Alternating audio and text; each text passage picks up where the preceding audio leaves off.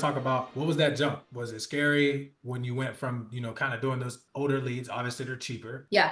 And then you went into, working with us. What was kind of like the mindset that you went into it with? And like, what did you learn within those first few months in terms of the difference? So, when working age leads, the initial conversation is definitely a little bit different because a lot of what you're doing is you're reaching out to people that have put in a request at some point in time when they're online. So, whether they're on, whatever type of website they see, the advertisement or however that was being done at that time. To be honest, I don't know exactly how it was structured when I was getting those age leads, but you're also having to approach these clients with, hey, you did fill this out at some point, reason being of A, B, C, and D. Like, I have your name, I have your date of birth, I have your address, you listed your beneficiary as your wife, Susan, whatever it is. So it was definitely more of a grind as far as going through a learning curve, but it also was a blessing. And I think set me up to be so successful with the brand new fresh leads because I got a ton of practice in rebuttals, in objections, having to be very articulate and